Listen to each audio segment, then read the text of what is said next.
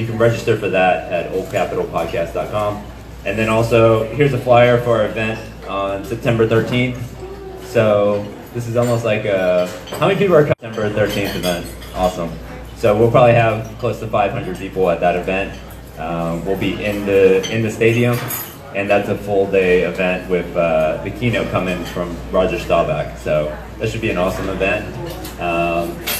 Today I wanted to bring 3 of the top engineering, rehab, construction guys in the business here in DFW to learn a little bit about how to, number one, rehab your property, but then also the questions that you guys have for them would be very interesting. So what I would like to do is probably go about 15-20 minutes and ask them some questions we have prepared so you can get to know them.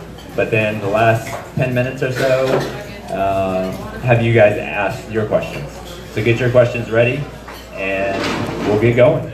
So the first thing, I just want to go around and have everyone introduce themselves and then also tell you a little bit about their company. Hey, thanks, James. My name is Brian Amos. My company is the Omni Group, and we do due diligence inspections, also some general contracting work. And you want to know how we got into the business? Okay, so I started out as an engineer at first. Have a degree in engineering, and that was about 25 years ago. So when we had that program, I often get asked, am I a mechanical or electrical engineer? Well, the degree program at the time, they felt like you needed to suffer on both sides equally. So I have a combined degree in both mechanical and electrical engineering. And if you went into a specialty, they had it set up where you went to get a master's. But I went and got a job before I did that. So I did that for a few years. But I read this book called Rich Dad, Poor Dad. And so it started changing my thinking about being an employee. And at the same time, I was hired during the real estate, the telecom boom, and then the telecom bust. I was laid off. And so at the same time, my brother started a real estate investment company, and I went to work with him. So we started on single family homes in 2002, 2003, and I did that for several years. And so that's where I got my hands-on experience being a general contractor, because I found that I could do that as well as the people that we had hired originally. And then in 2009, the distressed multifamily started coming on the market. So I switched to multifamily exclusively, and I've been doing that since then.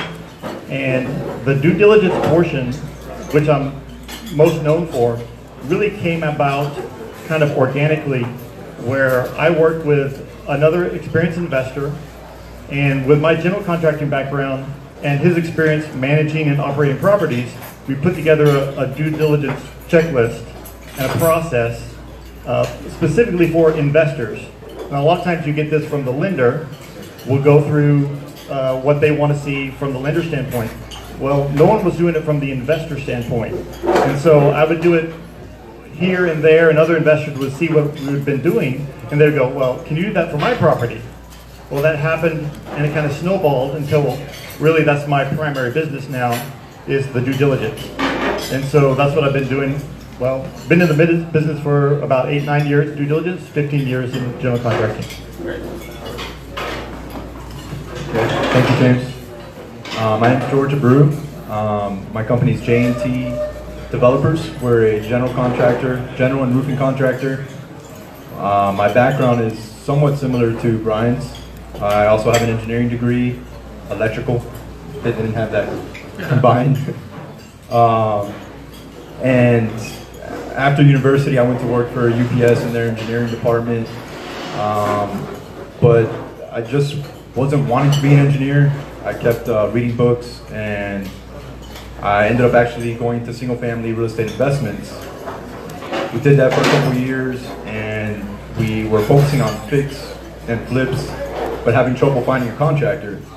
We got burned several times. So finally, I decided to just go ahead and open up J&T. That was about 10 years ago. And we delivered we're working on our own rehabs as well as investors, and our company grew pretty quick because we were reliable, honest, we did good work. Then about 4 or 5 years ago, we started focusing more on commercial clients and multifamily, and that's about 90% of our business now is commercial and multifamily. We can do pretty much anything on the interior and exterior renovations. We have a roofing division. We offer the best warranties out there for the best price. And then our construction division can do anything from planning, designing, and any type of renovations. So, thank you.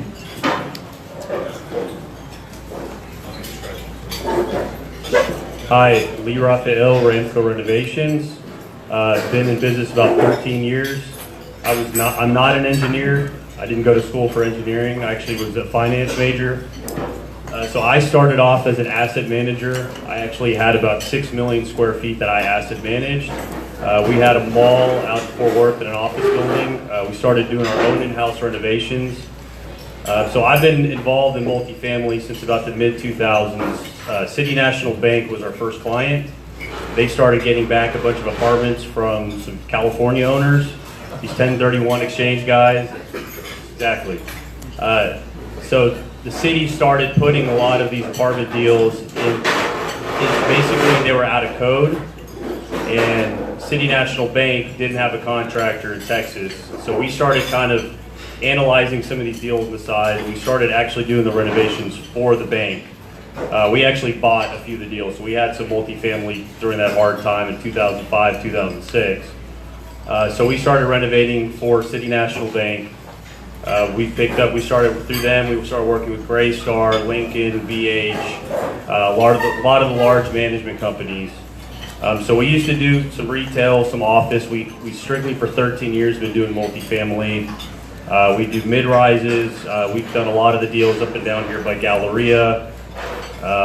We've done a high-rise. We did the Ashton and Uptown. We're actually going to probably do it again next year. And we're in a lot of states in the surrounding area. We're in the Apartment Association of Kansas City. We're in Oklahoma. We've done Arizona, Louisiana. We just did a reside in Iowa. And we're all over Texas. So glad to be here. Appreciate you guys having me. Well, so you can obviously tell that they're qualified. So what we're gonna do now is I'm gonna go through a list of 10 things.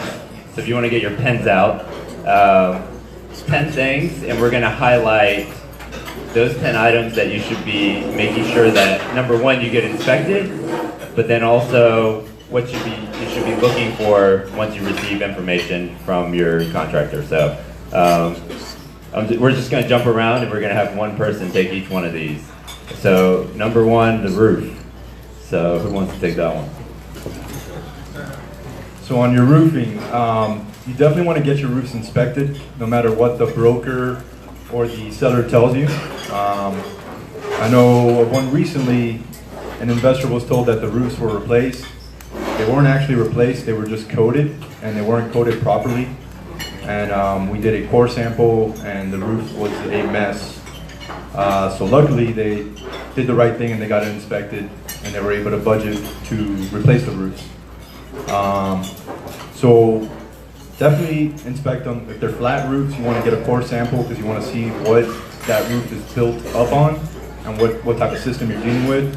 And also, you can save a lot of money doing a fluid applied roof, meaning you can either put foam or a coating over the existing roof, and that will save you a ton of money. You got to make sure that you use a contractor that knows what they're doing when it comes to that, though, because we do see a lot of issues when it's not done properly. Yeah. Okay, George, when you did that roof inspection, were you actually on the roof, or did you do that from the ground? Yeah, you actually have to get on the roofs. You don't do it from the ladder or the ground. So I say that, you would think that would be a given, right? So many times I get people coming up and say, well, the roof looks fine, right? So you actually get up there. You cannot see hail damage unless it's really bad from the ground. You can't see these things until you actually get up there. And so I did a large portfolio recently, and one of the contractors, none of these guys, said, yeah, the roofs are fine. And when I come and do my full due diligence, then we find there's hail damage everywhere. So it's $500,000 that they missed. So get on the roof, it pays. Okay, thanks. All right, the next one, number 2, foundations. So who wants foundations? Okay, so this has actually been a pretty interesting summer for foundations. So I don't know if anybody knows the second worst drought on record in Dallas. So one thing, if I can make sure when you guys are looking at these deals, there's going to be a lot of properties that are not watered that have foundation issues. But another thing to keep in mind, everyone gets a number to fix the foundation, but they don't realize you have to fix the insides as well. So a lot of times they'll go fix a foundation and all their doors stick and they don't understand why. It's a 2-part process. You're going to fix that, the building will settle, and then you have to go back in and make repairs. So just when you're budgeting and you're looking at these deals, you can do a probably pretty quick walk around the property and it'll be pretty evident if you have foundation issues. But no, you need to budget some money for the insides as well, because once you fix that, there's going to be quite a bit of work fixing doors, sheetrock, paint, things like that that's going to go into it. So, Yeah, the one question I had is, when I'm walking around, what should I be looking for in terms of what is a problem and what is not a problem? I was going to add a little before answering that question. Also, from experience, a lot of contractors, they focus on fixing the foundation, getting it level, putting the piers, but there's also a reason why that foundation is shifting, which most likely is your drainage or your grading or maybe even a slab leak. So if you don't fix the underlying issue, then it's going to continue, even though you get the foundation fixed. I forgot what you asked, Jenny, sorry. When they're walking the exterior. Yeah, so the things to look for, you want to look at your slab, see if there's any cracks in the slab. You want to pay attention to the corners in your windows and your doors. That's usually where it begins to crack. And I don't know if you guys have anything else to add when walking around. no, I think he's correct in that, and I think one of the most underrated things you can do to your property is gutters. He talked about drainage. Everybody skips the gutters. They say, oh, what do I care? If the water is draining near a certain area and you've got runoff, you're going to have foundation issues. That is, I think, the most underrated thing that people do not look at these properties is gutters. For people who own properties now, what should they be doing to make sure their foundation stays in place, if that makes sense? Okay, so it's really all about water management. And so if you can afford it, ideally you want to have irrigation. So particularly in areas that might be more prone to have elastic soil. So Irving is highly volatile.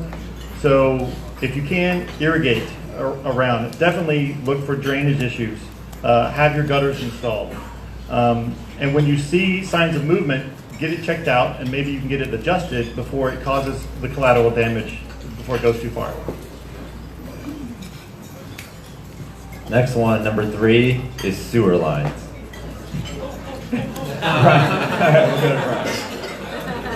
Thanks. The main thing about your sewer lines is you can't see what's going on there. So when you do an inspection or you're looking to buy a property, camera the sewer lines.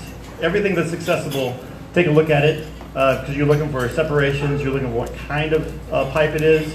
So these are all things that are critical to put together your budget. So you can do that. It takes a day to camera most properties, and it'll give you a good feel of what you're going to face when you own the property. What's the... So based on the age of the property, what type of sewer lines are there? And then can you see anything above the ground to give you an idea of what below the ground is happening?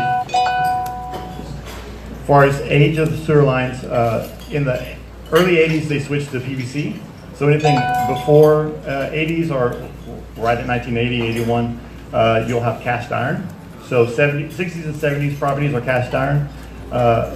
Older properties like the 40s and below are a clay tile. And you still have clay tile in your city mains now, so you have to deal with that sometimes. So, but your PVC is your best product, so it'll last the longest. Rate of life is near 100 years, and your cast iron is about 50 years. So you have those 50s, 60s properties, your cast iron can actually be gutted where you lost the bottom because so many times they've run the sewer machine through it. And some of the things you can look at is, do they have cleanouts? Do they have access points around the building that you can actually service the line? Because if they don't have them, which was very common to not have them in older properties, you may need to add them so that at least they're serviceable. All right, number 4, domestic hot water. Lee's calling for it. I love it. It's funny, we had a conversation before, what do you say about domestic hot water? I mean, it's good to have, I guess, right? I mean, you need to check your boilers. That's another thing. I mean, actually put your eyes on it. A lot of times we'll have a tag when it's been serviced, who's serviced it. These are just simple things that if you're doing a walkthrough, and I know these days sellers are not giving you a lot of time to look at these properties. But the best thing you can do is to go to because it's expensive. As we talked about earlier, it's $25,000, $30,000 sometimes to replace those. That's not to mention sometimes the lines that connect have to be replaced. They're inefficient for it. So just check it, check the tag, how often it's been serviced. Try to figure out the age. Usually you can find that somewhere on there. So it's pretty important. Looking at a little bit on that, once you own the property, make sure you keep it maintained and you do a maintenance program on your boilers.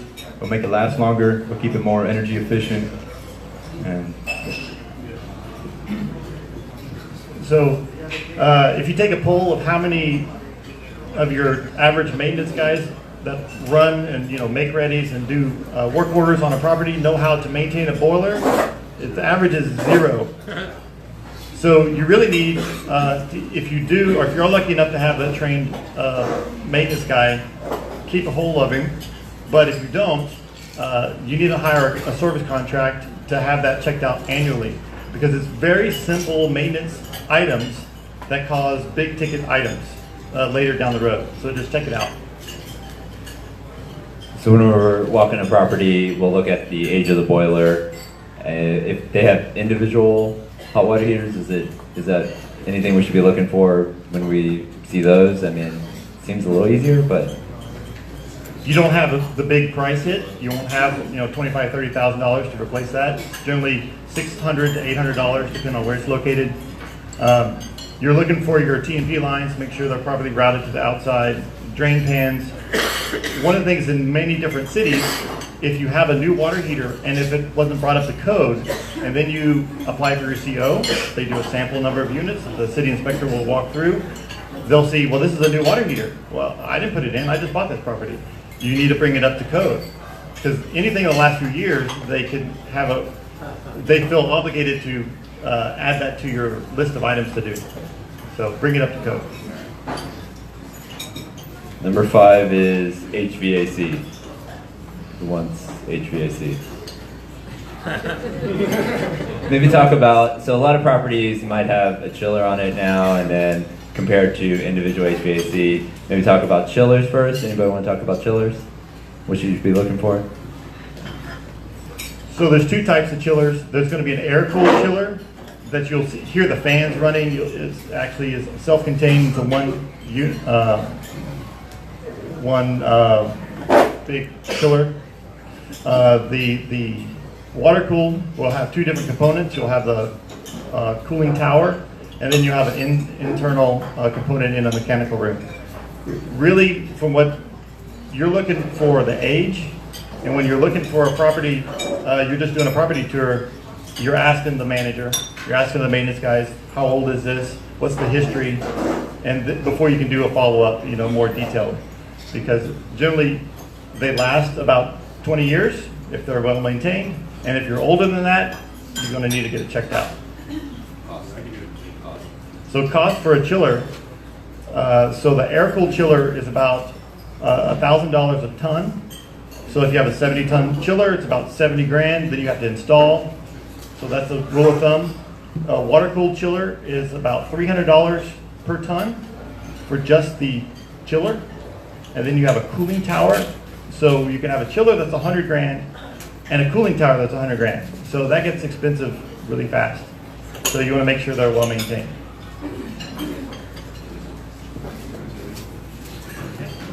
Okay, so for individual units, so on top of it being one of the driest summers, it's also one of the hottest summers we had. So for any of you owners, I'm sure you've been getting a lot of complaints that people are like, I can't cool my unit below 78 degrees. Well, generally, if you're getting a 30-degree differential, you're doing pretty well. A lot of things outside of the system themselves that people are not looking at is ventilating your roof, the type of windows you have. There's a lot more that goes into it than just pumping cold air into your units. And I think a lot of people are not looking at those things. Now, I know as an owner, and we deal with a lot of owners, they don't necessarily see the value of adding those things. Well, the residents pay their own electrical, it shouldn't matter. The one thing I can say is if you're showing a unit in the middle of the summer and the unit's 85 degrees inside, that's going to make a big difference to a lot of people. So don't just think of it as in terms of the AC that you have in there. Look at some of the other things you have, solar screens. A lot of those things make a very big difference.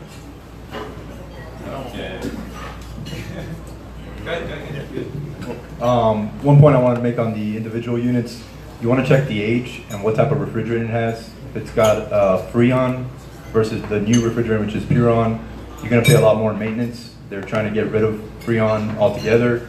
They're actually going to stop manufacturing the units in 2020, I believe it is. So if you check the units, check the age, and if they're running on Freon, make sure to budget to replace those.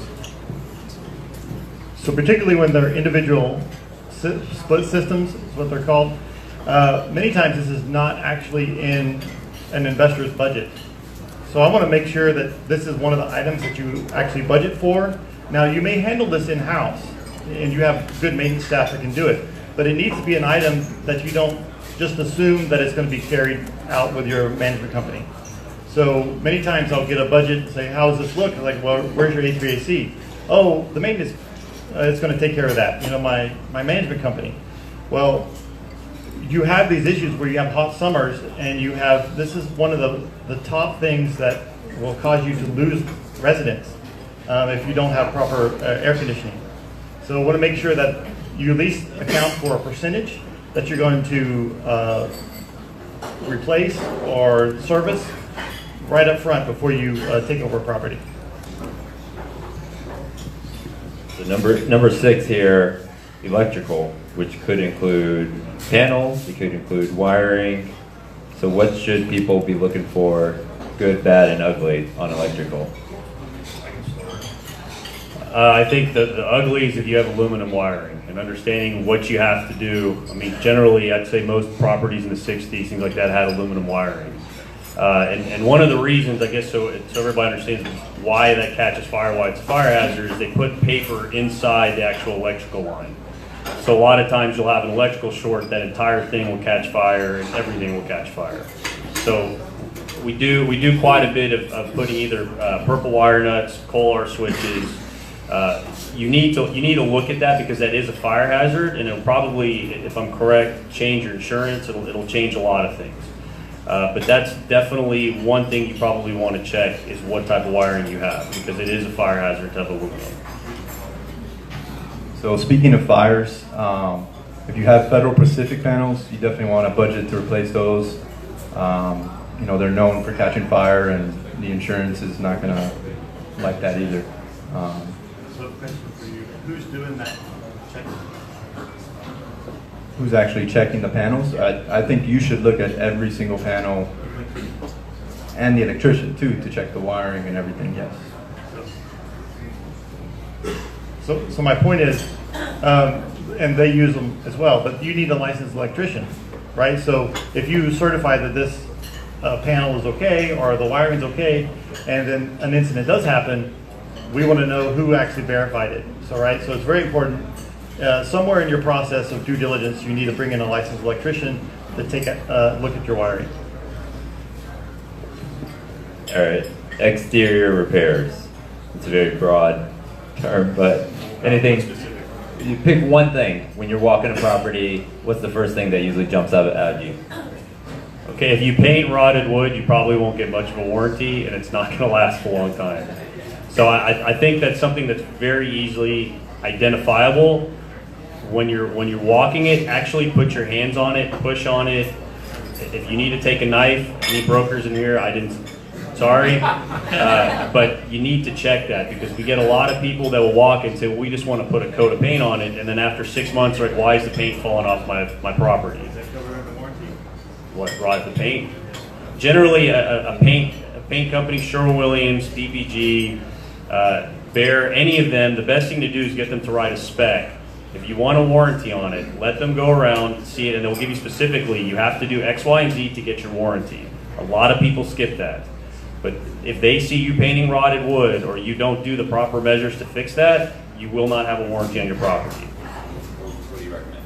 So I recommend walking that. I mean, if you don't have a contractor with you, if you want to do it on your own, make a general list. I mean, you can find the type of building type or anything to know what you're dealing with, because you're going to need to replace it at some time. I mean, rotted wood causes all types of additional problems. It can cause leaks. It can cause a lot of things on your property.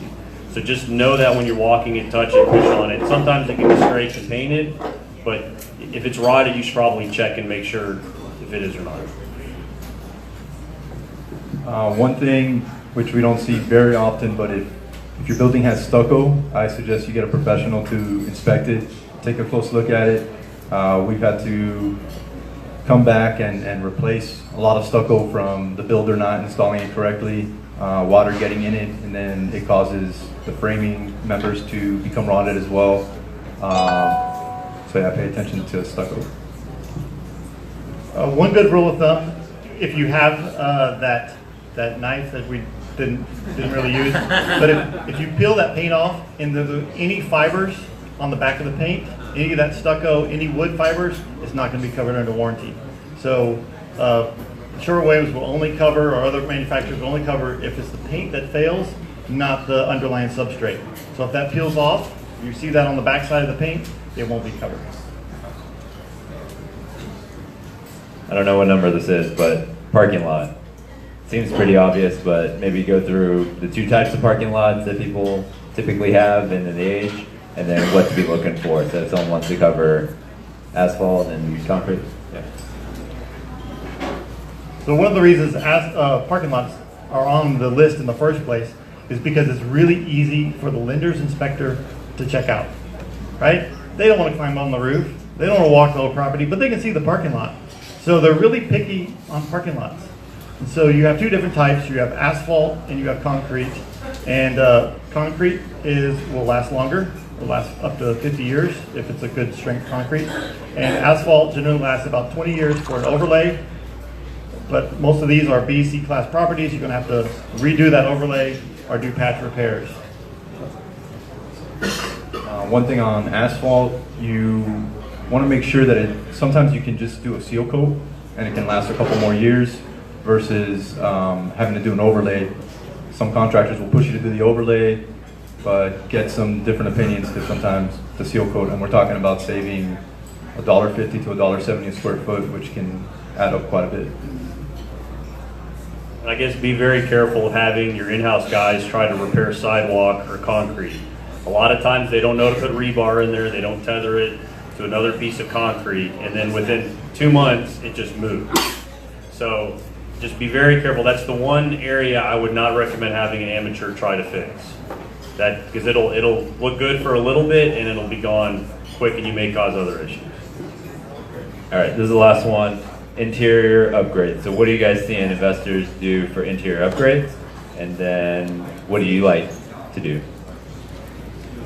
I mean, I guess pretty much the standard we've been doing is vinyl plank throughout. Granite countertops become a big one. Stainless steel appliances.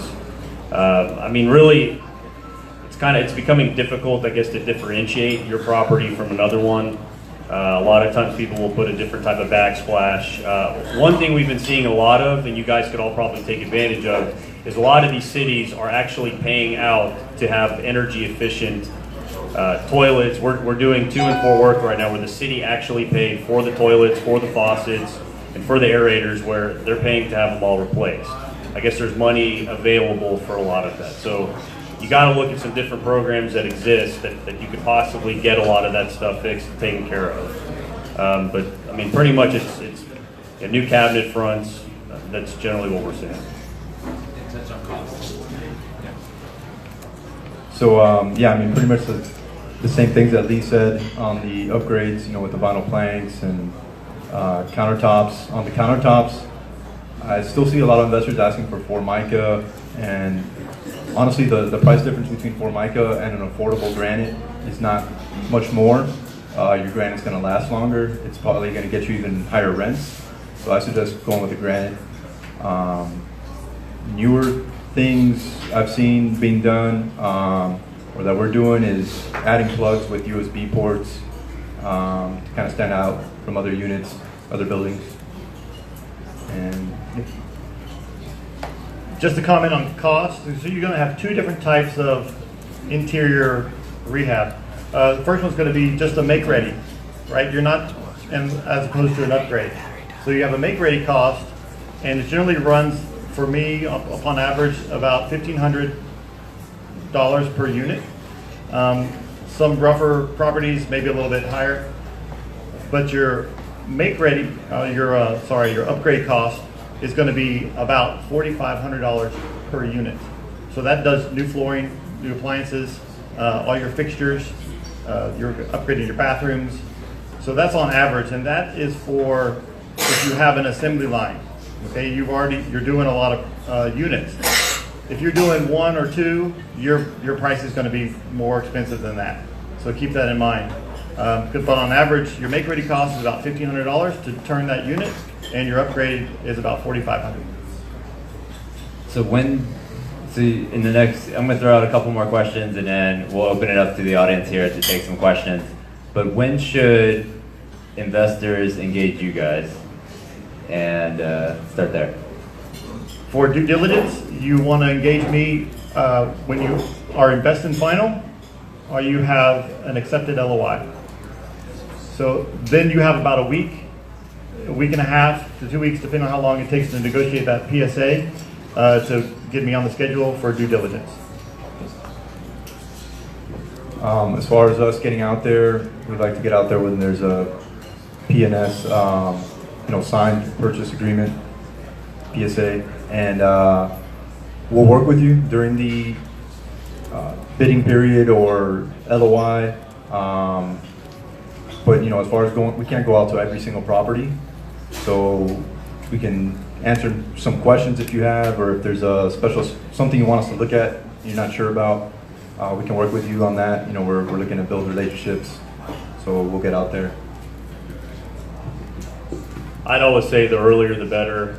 I know you guys are not getting a lot of time from these sellers to look at the property, so the more time you give us to look through some of these things, to try to figure out a solution, I think you have to be very creative with some of these deals.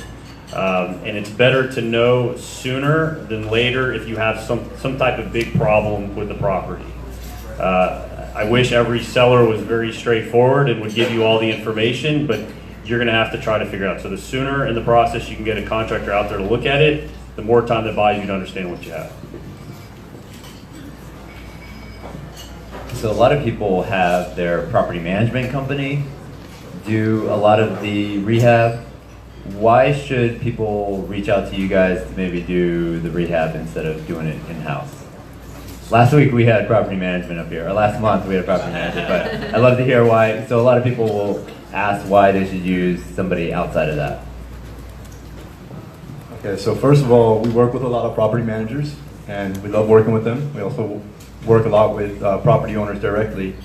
A couple reasons I can think of would be, one, it eliminates someone in the middle. The details don't get lost in translation, as well as, as far as how we manage a project, we give the owners a client portal where they see real-time photo updates, video updates. They have a schedule.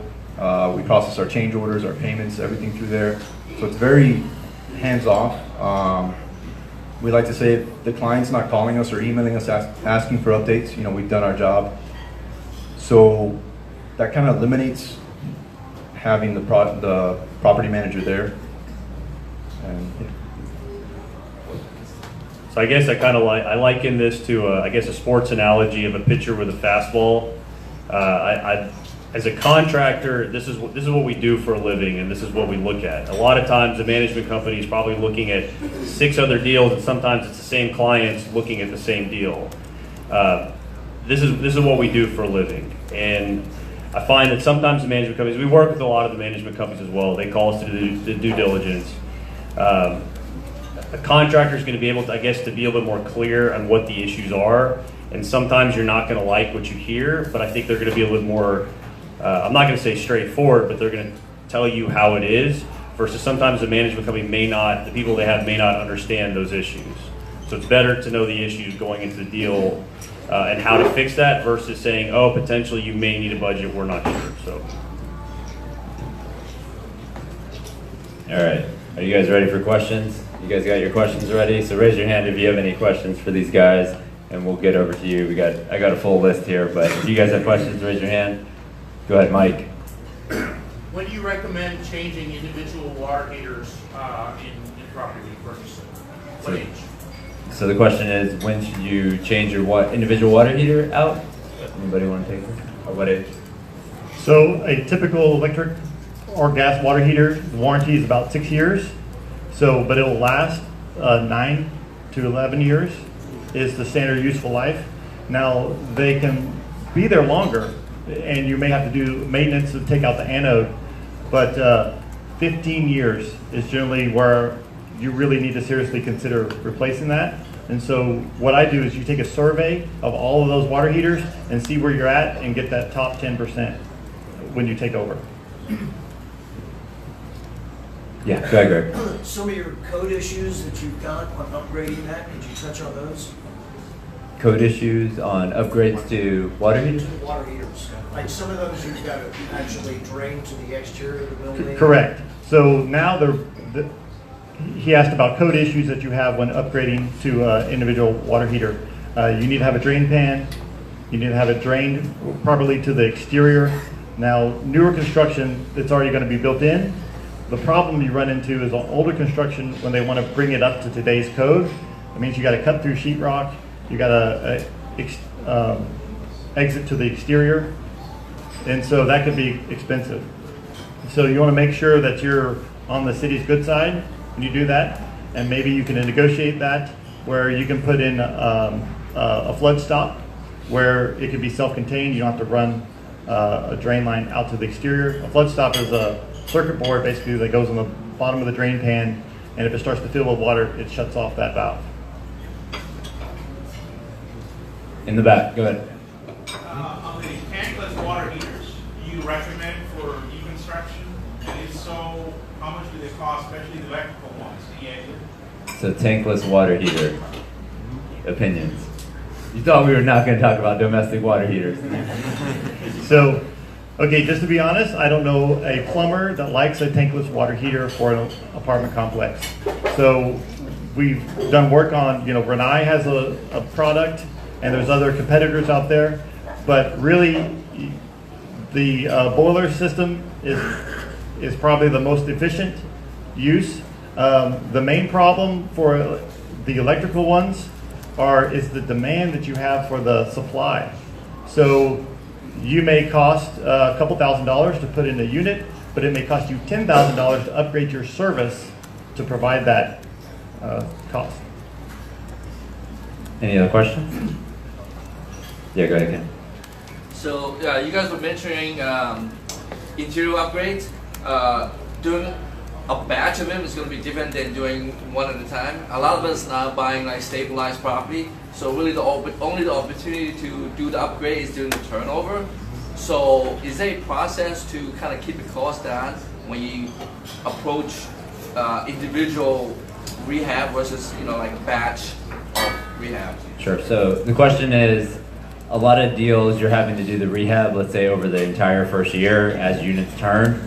So how do you manage that, and how do you get the cost down on something like that?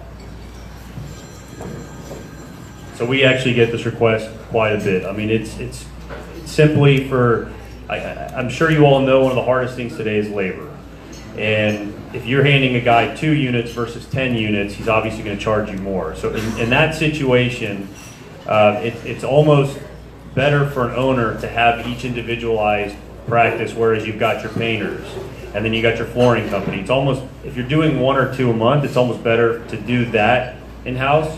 Now we can do it, but you may not like the cost as much as if you do that in-house. So there are a lot of companies who strictly just do make-ready painting, for example. So if you know you've got 2 units coming up and you need to put new vinyl flooring and order the package, that may be something that you kind of work with your maintenance team to manage. I know it's not ideal, but it's quantity is going to adjust the cost significantly.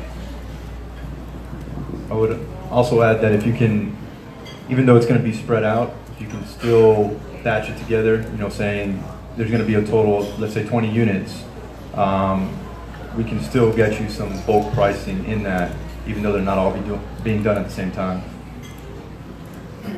This is also why I don't do interior units, because of that. So unless I have a good amount, it is hard to keep anyone happy. My workers leave and my owner is not happy, so it's hard. Yeah, go ahead.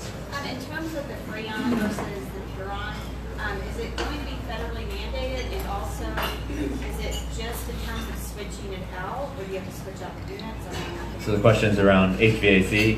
That's all I got. So, sorry, I'm not Freon versus R22 the versus R22. 410. Okay, 410. All right, you guys go for it. Who wants it? Yeah, it's going to be federally mandated, right?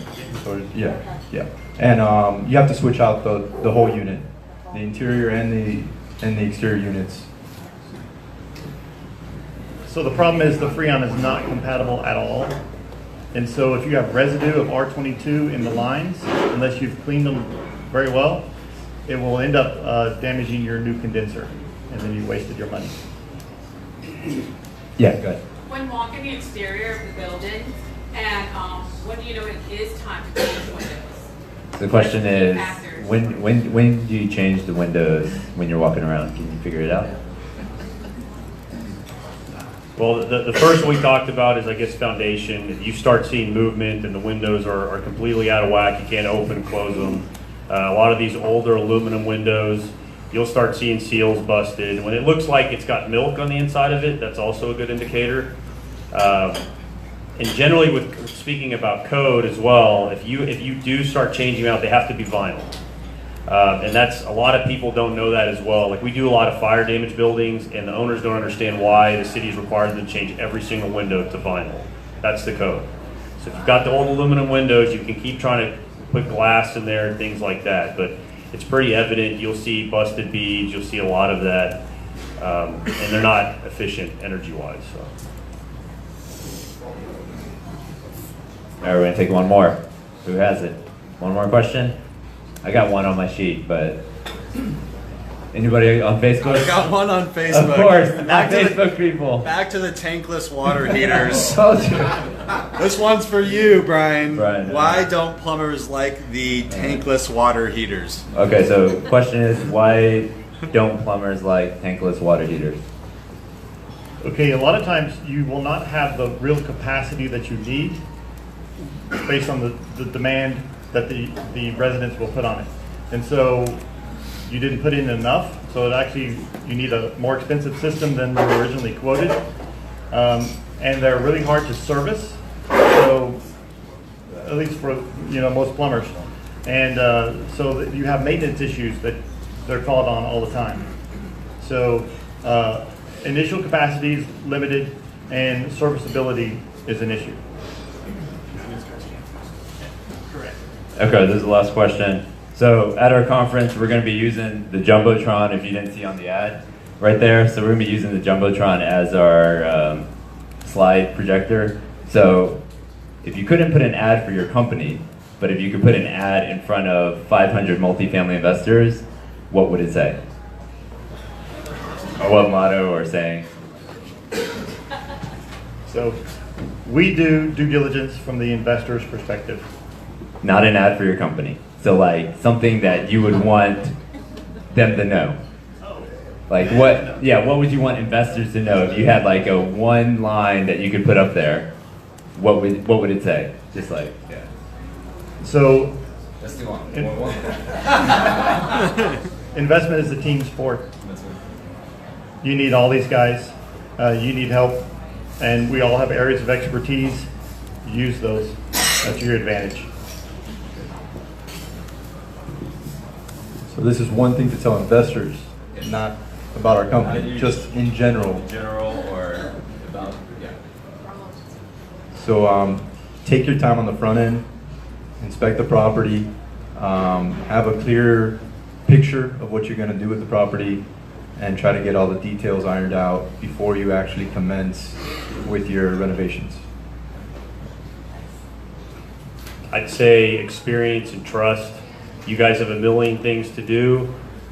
You don't want to have to be worrying about your contractor babysitting. Know that your property is in caring hands, and trust that their expertise will help you out. Great, thanks a lot, guys. We're gonna wrap up. We do have a couple special guests here. If they want to come up. First, we're gonna have Crystal Lee talk a little bit. If you want to come up, they won't be able to hear you. So, and then is John Krebs still here? John, is he here? Okay. Anybody from the multifamily group here? Come up real quick. So I just wanted to bring up a couple guys that, first up is Crystal Lee. So Crystal Lee works with Brad Sumrock, and they're having an event coming up. So I just wanted to bring up some folks that we do a lot of business with. So I just wanted you to hear from them. So you have like a 30-second, just sort of. Yeah. Hello everybody, my name is Crystal Lee Thomas. I see a lot of familiar faces out there. So I'd love to see everybody's smiling faces. So I work with Brad Sumrock. I'm also one of his students, and we actually just finished this fantastic event this past weekend, AIM-NACON, Apartment Investor Mastery National Conference. Just curious, who all was there? Just raise your hand if you were there. Wow, that is awesome. Wasn't that just an amazing event? I'm still on a high from it, and we're still just recovering. So to tell you a little bit of those who have never heard about Brad Sumrock, we help people retire early by investing in apartments. So Brad's been doing this for 17 years, and there are several of his students in this room as well, besides myself, several who have retired. So like Swin and Rebecca Dinks, the Talbots, Tom and Jerry Talbot are back there, Charles Lemaire up here in the front. So, and I see several, hi Monica, I see several students. So we have an event coming up. Brad teaches the entire event. It's called Rat Race to Retirement. It's November 10th and 11th. We're running a promotion right now, and I can pass these out when I finish here. And we have a promo code on here, so you can come for just $97. Brad will teach the entire event. James and Paul will be there, so some of our other top service providers will be there as well, and we hope to see you then. If you have questions, come find me, and I'll be happy to talk to you. Thanks. Great. Thanks a lot, Crystal Lee. Is John Krebs here? Does he make it? All right. I just wanted to highlight a couple people that recently closed some deals, and so Ken Yu is here, and he recently closed a 290-unit property in Arlington, and then 218 units in Grapevine. So, you got a couple seconds to talk? Yeah, sure. Thanks, James. I didn't know I was going to be talking, so we're really fortunate that we just closed our 10th property, and next month we're going to be closing our 11th property. So we're really just on fire this year. So a lot of people ask me what's the secret, so I'll tell you the secret. The secret is actually execution. If you're lucky to get into, a contract to buy a property, your execution to actually carry out the contract and take that out to closing is very important. Out of my 10 property, probably half of them are from repeat seller that had done business with us before, and like how we perform, like our execution, and they actually seek us out and show us the other property. And so how do you execute? The short answer is just to do what James tells you to do. So I'm always surprised, what's so great, about my execution, because I just do everything that James asked me to do. If he asked for like a, get our personal, financial statement ready. So we get ready, make the application, loan application, and we just make the loan application. But just by doing what he told us, he make us look fantastic in the eyes of the seller. And he's a key team member of my team to kind of get all these transactions going. So, and like today's lunch, this is another way that add value to all of us as investors. So I want to take this opportunity here to again thank James and Old Capital. And without them, I can't be doing what I'm doing. So. All right, these guys are going to hang out for a little bit. So if you have any questions for them specifically, come and meet them. Thanks a lot, guys.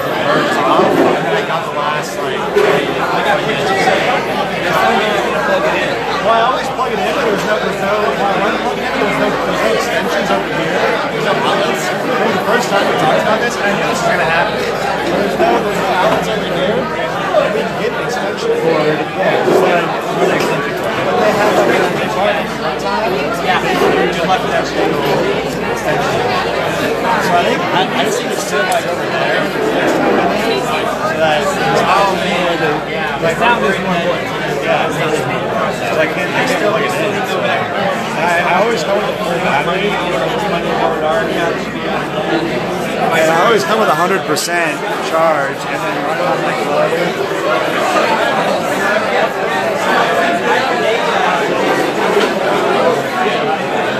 Paul